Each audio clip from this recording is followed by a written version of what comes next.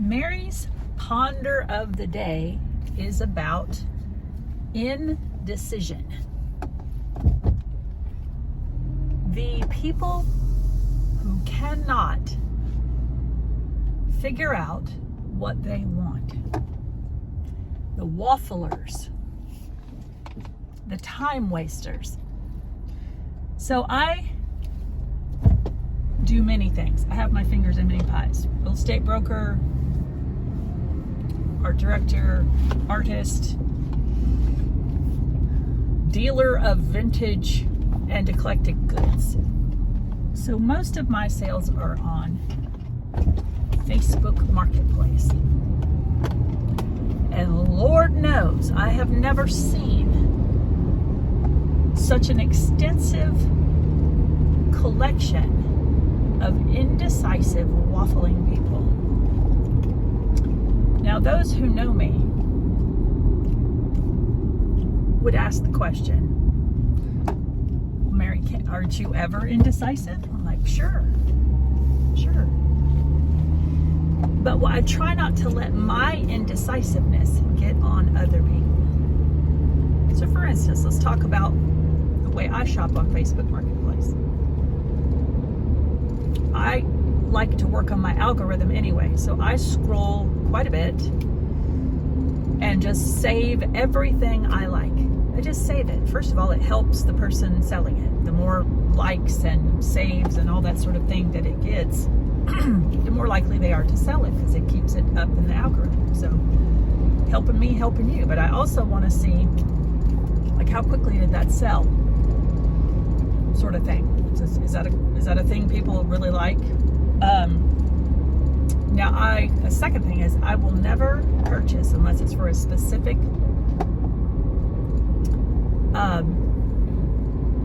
job, a request that someone has made, and I'm trying to find that particular piece. I don't buy things I don't love. Period. Because if I get stuck with it, I want to be cool with that. I want to be like, oh goody, it didn't sell, now I get to keep it. And I will have people ask if it's available. Sometimes they try to negotiate the price, sometimes not. Then I only meet in a public place for several reasons: safety, and also to avoid people data mining. And that's a thing, in case you didn't know. And that's a place that they do it, if you didn't know. But also it makes them commit to a time. So these people pick the time of their choosing. I tell them the blocks of time, the days that I'm available, and they choose the time. And then literally within half an hour of the time we're supposed to meet, I will reach out and just say, hey, just confirming I've changed my mind. Or they ghost, they just literally won't answer you.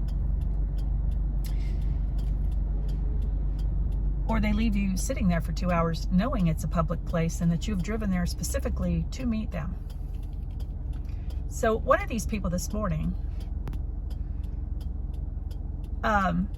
says at the last minute on a price that she's agreed to, it's more than I want to spend. And I'm like, okay. So I say the same thing I always say, which is no worries. No worries. And then I immediately went to her profile and blocked her because I'm not dealing with you. I'm not dealing with you or your kind. And people say, oh, well, you may be blocking a future sale. No, I'm ridding my life of people who waste my time. Because once I've decided that I want a thing, oh, I will have it. If I don't have the money, I'll make the money. If they live an hour away, I will drive an hour away. If I go and say, I have to have that, on my way, you tell me where I need to be. so I really started thinking about, when you make a judgment about a person, does that just judge not lest ye be judged? That is such a great opportunity. This is not so much where do I waste people's time, because I don't. I hate wasting people's time. If I say I'm going to be somewhere at a certain time, I'm there, and if something goes wrong, a car wreck or traffic or whatever the case may be, I immediately do my best to reach out to them and say, I am still on my way, did not anticipate this.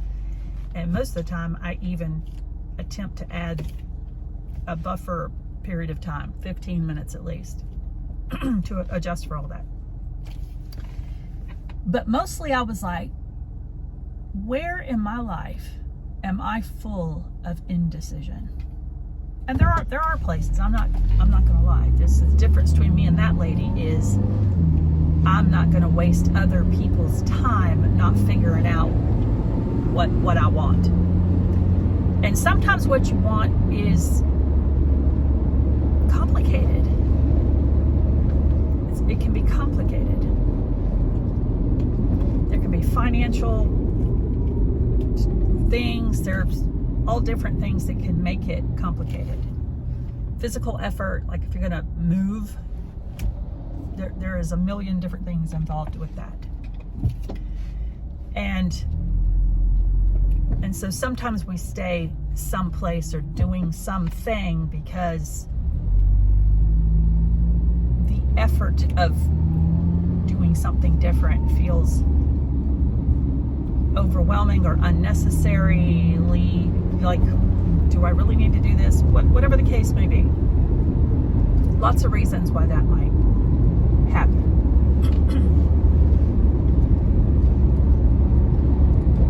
But I did think to myself, how, when people, this is kind of a woo-woo word and a woo-woo concept, but I totally 100% believe in it, is manifesting. All the great manifestors in my life have one thing in common that I have noticed. They know what they want.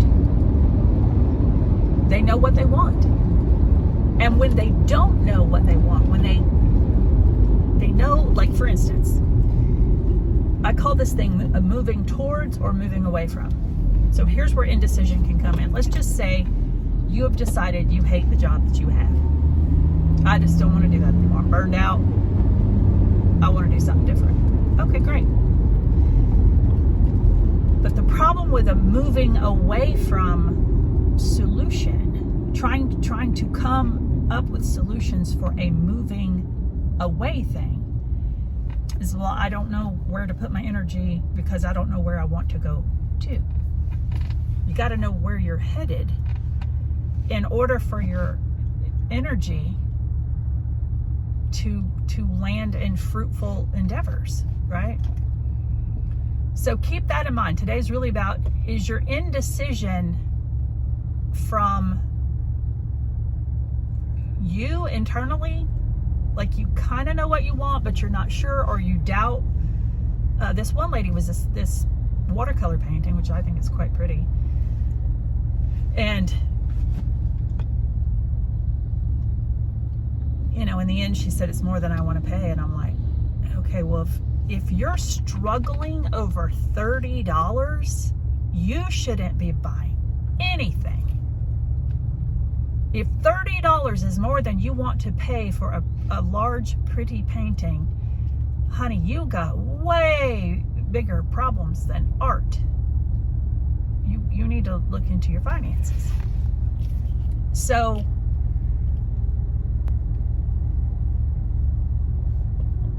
but it may be that she just changed her mind. She just decided she didn't like it as much as I'd rather hear that. I would rather hear the truth than you make up some story about the cost. Or maybe it was about the cost, and then it's like, your decision should be you don't buy anything if you can't afford it. So, and the other one that makes me nuts is my husband said no. Woo, girl, that's why I don't even have a husband. And nobody telling me what I'm going to buy with my own money. And then if you are a stay-at-home wife or stay-at-home mom, or like you don't have an outside income, and the person you're with, male or female, is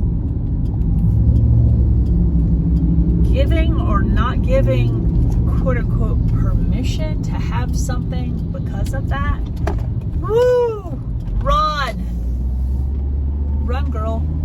It's one thing if this is going to be a giant piece of art in your living room, and you say, here's the verbiage that I would use: I want to be respectful that his taste may not be the same as mine, so I do want to agree because this is in a prominent place in our house.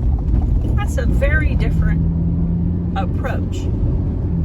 That reminds me of my son and daughter-in-law. It's like, we're going to come to this decision together because we're all looking at this. Okay, that's very different. But when I say, my husband said I can't have it, no girl, no, not how that's working. And if you want it that bad, you can buy it, put it in the garage, and go out there and just stare at it. That got all of my back up. But anyway, indecision. Ask yourself, if you just can't make up your mind about a thing, ask yourself, is it because I don't trust my ability to make a great decision for myself? That opens up a whole other can of worms you need to look into. Happy to make a ponder about that one. Or is it that you're moving away from something? So let's just take home goods. Are you bored and tired of the style that you have, and you want something new, but getting this one piece that won't match anything else is now, it feels incongruent? That's a thing. Totally a thing. And I can understand that and respect it. Or do you not have a clear picture of what you do want? So that's Mary's ponder of the day, indecision. Why can't you decide? Anyway, love you, mean it. Bye.